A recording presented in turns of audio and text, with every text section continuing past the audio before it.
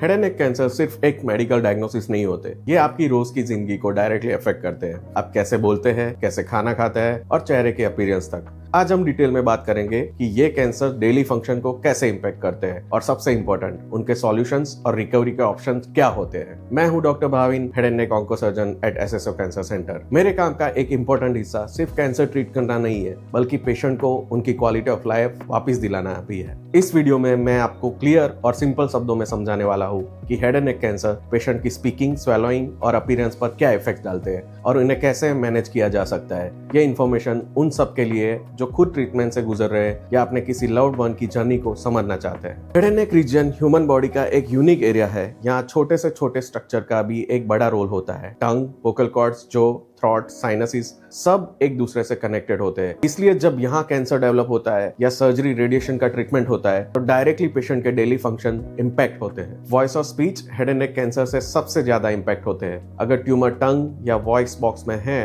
तो आवाज भारी या खराश वाली हो जाती है। कुछ पेशेंट की क्लैरिटी डिस्टर्ब होती है। कभी कभी सर्जरी के बाद आवाज टेम्परली चेंज भी हो जाती है। गुड न्यूज ये है कि स्पीच थेरापी और रिकंस्ट्रक्टिव सर्जरी से आवाज को रिस्टोर करने के में काफी हेल्प मिलती है। कई पेशेंट अपनी आवाज दोबारा पाते हैं, चाहे वो थोड़ी डिफरेंट लगती हो, लेकिन कम्युनिकेशन बिल्कुल पॉसिबल होता है। स्वेलोइंग एक सिंपल एक्शन लगता है, लेकिन इसमें 30 से ज्यादा मसल्स और मल्टीपल नर्व्स काम करते हैं। जब कैंसर या ट्रीटमेंट इन स्ट्रक्चर को इफेक्ट करता है, पेशेंट को होता है खाने निकालने में दिक्कत, कभी कभी कफिंग या चॉकिंग सेंसेशन। कुछ टाइम के लिए सिर्फ सॉफ्ट या लिक्विड डाइट लेना। रेडिएशन के बाद ड्राइनेस और स्टिफनेस भी स्वेलोइंग को हार्ड बना सकती है, लेकिन फिजियोथेरेपी, एक्सरसाइज, स्वेलोइंग थेरेपी और डाइटिशियन सपोर्ट से पेशेंट ग्रेजुअली नॉर्मल फूड वापस खाने लगते हैं। न्यूट्रिशन और वेट मेंटेन करना ये बहुत क्रूशियल होता है। हेड एंड नेक कैंसर्स का एक इमोशनल एस्पेक्ट होता है। पेशेंट का चेहरा या अपीयरेंस चेंज हो सकता है। ये फियर नेचुरल है क्योंकि फेस हमारी आइडेंटिटी का एक हिस्सा है, लेकिन आज के एरा में रिकंस्ट्रक्टिव सर्जरी और माइक्रोवास्कुलर फ्लैप की वजह से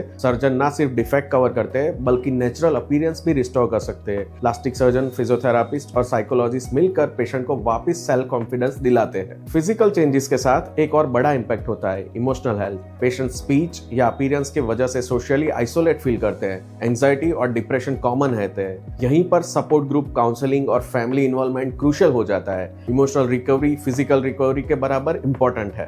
सबसे इंपॉर्टेंट बात यह है कि इंपैक्ट हमेशा परमानेंट नहीं होता है। Speech therapy, swallowing therapy, reconstructive surgery, dietary support और काउंसलिंग से ज्यादातर पेशेंट अपने normal daily function gradually regain करते हैं। ये एक प्रोसेस है, टाइम लगता है, पेशेंस चाहिए, लेकिन आउटकम होपफुल होता है। तो समरी ये है, head and neck cancer daily life के इंपॉर्टेंट फंक्शन को जरूर इंपैक्ट करते हैं, स्पीच, स्वेलोइंग और अपीयरेंस, लेकिन मॉडर्न ट्रीटमेंट और रिहैब के साथ इनका सॉल्यूशन पॉसिबल है। अगर आप या आपके किसी लव्ड वन को हेड एंड नेक कैंसर है तो याद रखिए, आप अकेले नहीं है। एक पूरी मेडिकल टीम आपके साथ है जो सिर्फ कैंसर ट्रीट नहीं करती बल्कि आपको क्वालिटी ऑफ लाइफ वापस दिलाने के लिए काम करती है। इस वीडियो को शेयर कीजिए ताकि और पेशेंट्स और फैमिली को ये क्लैरिटी और होप मिल सके। और अगर आपको ये वीडियो इन्फॉर्मेटिव लगा है तो चैनल को लाइक, शेयर और सब्सक्राइब जरूर कीजिए ताकि आपको ऐसे और पेशेंट फ्रेंडली एजुकेशन मिलती रहे।